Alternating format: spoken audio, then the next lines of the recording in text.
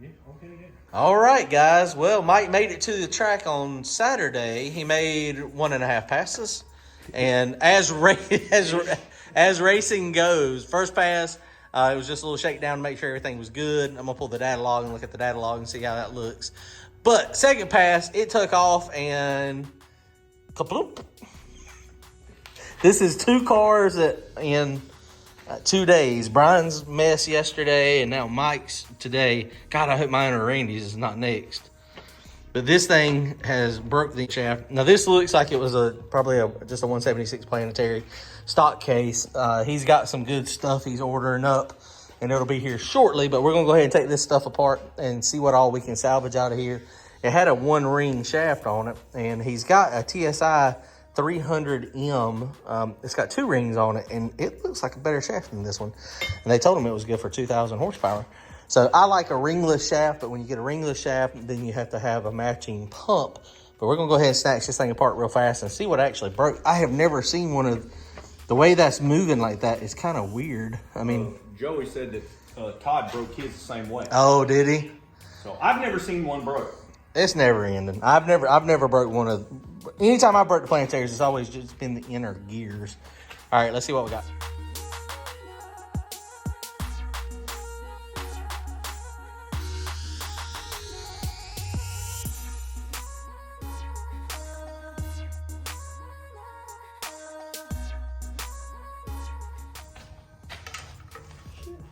All right, guys, well, pulling the Powerglide apart is pretty easy. I don't know if y'all noticed, the way I pulled the pump out is not necessarily the preferred method. Sometimes it'll damage the threads. There's 2 holes in the pump here that's threaded for a bigger bolt.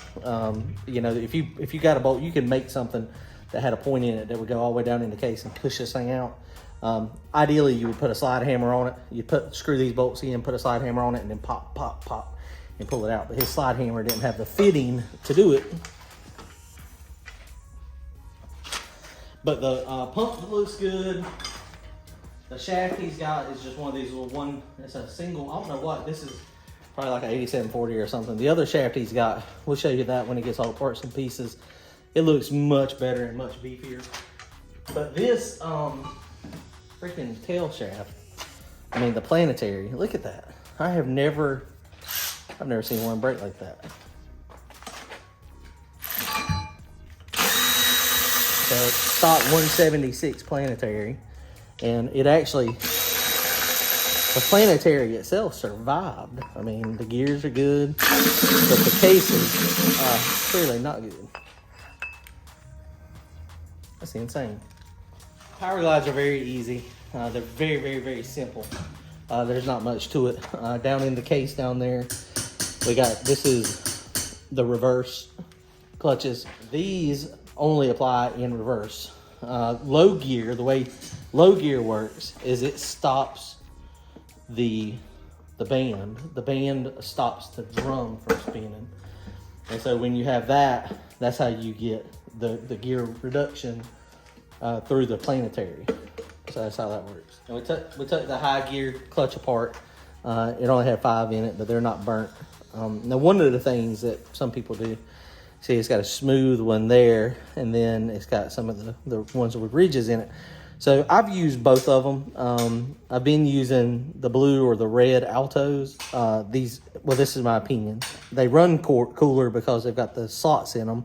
It also allows, when the band's applied, it allows the fluid to get pushed out faster versus these. These have more friction area because they're flat, so they should hold a little bit better. But it looks like what they were doing, that's a thin one, and the other ones are a little thicker. So you stack the shims, the plates, and the clutches to get the end that you want. When you're building the high gear, basically what I like to have is about 10 thousandths clearance per clutch. So if you got 10 clutches, you got 100 thousandths clearance. 5, you have 50 to 60. So a lot of the super stock people used to use back in the day is they would put O-rings in between the clutch plates to make them so that there would be no friction when it was, not in high gear. When it was in first gear, they were free spinning. They said it was worse for me too, but I mean, when you're running like super stock and stuff, I mean, you know, that is what it is. It might get already pulled the pan off of it down here. So we're just gonna snatch the valve body out real fast. Valve body is, I mean, super easy. Now, one of the things a lot of people screw up, and I used to screw up as well, is this looks very complicated, right? It looks like you gotta take all the bolts out, but that's not the case.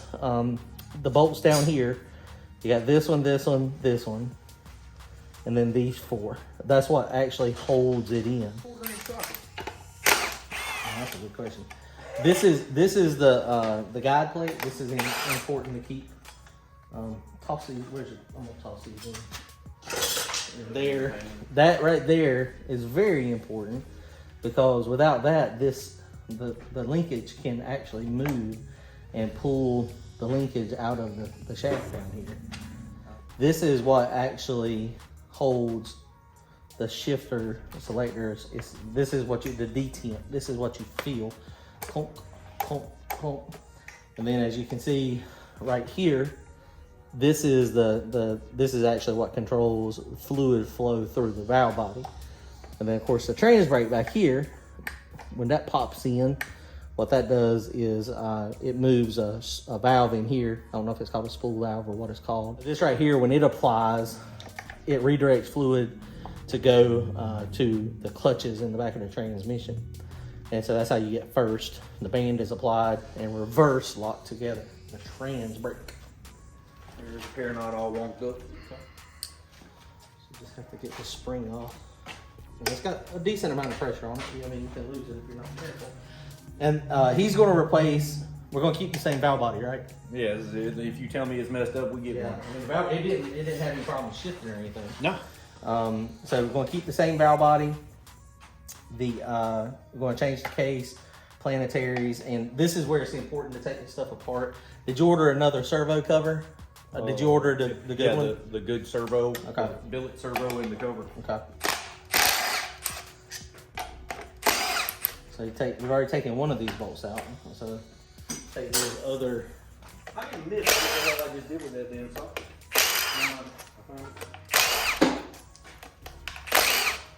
So just there. Now this thing is loose, and so 1, 2, 3, 4, 5, 6, 7. These 7 bolts, and the valve body is ready to come off. And this is just a press fit right here. You can see where it's dented the tube, just from where it's being pushed down in there. It pulls out. Be very careful when you're pulling it out, because you don't want to drop this and damage it. Or just drop the spring, which that's okay. You don't want to drop this though, because it'll bend. Clean that off real good and then stick it back in. And that, and then this is the shifter selector here. And so you just want to be careful with it. We'll just put it in the thing over here. Because I'm going to wash all this stuff anyway. Yeah. That's good. So valve body's off. So some of the hard parts, he ordered the servo, and so that's a whole piece. The new servo, what it does is, they've done some research. I think it was Sonics that done it. When this thing's in high gear, if the line pressure gets too high, this thing actually applies a little bit, and so when it comes out, it tries to tighten the band up a little bit. So the new servos, it has something to redirect the pressure, so that the pressure is not on this side, it's on both sides, so it actually stays retracted. Well, now, has that got to do with, like, sometimes when you're in neutral and you hit the throttle, it'll rock? No, they always do that, and the reason why is because there is no true neutral in here. No, I mean, it's a neutral to where there's nothing in there, but you got the resistance on the clutch pack. Okay. And so that's why it does that. It's not fully applied, but that's the reason the Powerglides do that, is because of that. They also make a hardened shaft here. I have bent one of these in the past, but I would recommend replacing that. It's like 20 or 25 bucks. It's pretty cheap. It's just a hardened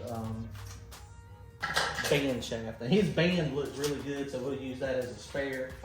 The band was no problems at all. It was nice and clean. So we'll leave all this together from this point, because basically when we get his case, this case, you can see they had to drill some passages back here. When you have a stock case, when you get a trans brake it shows you where you have to dump fluid at. But when you have an aftermarket case, it's already drilled and ready to go. In most cases, you don't have to do anything because that's the dump portion. And he got a TCI case, so I have never messed with one of those, so we'll see how it comes. It may have all this hardware on it, but most of the time it does not. So we'll end up having to steal this parking linkage here, and that's the way the parking linkage works. Is basically when it gets back there, it just pushes this dowel, and that's what it engages with the planetary. So that's your park. So that's when you're in park. That's why it doesn't really, move when you're in park, of course, and roll, because it locks down on the planetary. It locks down in this. And so sometimes, we always kind of joke that park is optional in Powerglides, because sometimes that doesn't quite lock down enough, and if it doesn't go in far enough, it doesn't lock over, then it might roll some. The other thing we have seen is this thing, sometimes the teeth on the planetary, when you have an aftermarket planetary, they don't exactly match that parking prowl, and so it don't engage enough, so you have to modify the parking prowl to make it so it goes in deeper. Gotcha. So that's just something you just have to look at. But Powerglides, man, they are super simple. I mean, it's the most simple, basic transmission there is. It's amazing. I mean, this one and that planetary, that 176 planetary was designed for like 200 horsepower back in the 60s. And I mean, it's made it this far. I mean, it can handle 4-second passes with a little bit of upgrade. Well, you figure out, I bought this thing used and I knew it was going to bust. That's why I bought the gear set a year ago. Right. So I couldn't tell you what its life was prior to me. Right. I'm sure it was hard. I mean, there's a racing transmission. Exactly. And about the 490 range is kind of where the weak link is on these transmissions. What ends up happening is you'll start busting the case and you'll lose pressure. Every one that I've busted will bust out somewhere in this area. And when you throw it in reverse, that it pukes fluid. I shouldn't say it, but I actually raced one time. As long as we didn't put it in reverse and didn't put trans brake, we had no fluid leaks. And it was cracked back here. And we raced, and we actually did pretty well in the race. We foot braked it, and we didn't back up. As long as we didn't do those, I mean, we had a fine, solid transmission.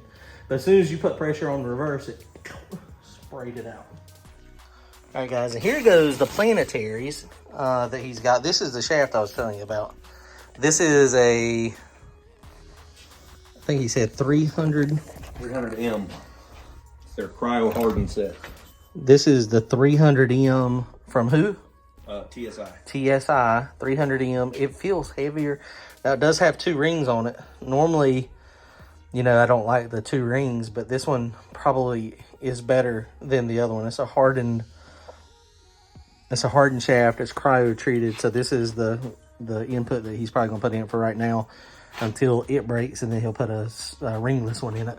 So that 169, going from a 180 to a 169 should hit the tire a lot less hard, and it'll help, because this car is a ladder bar car, but it's pretty violent the way it leaves.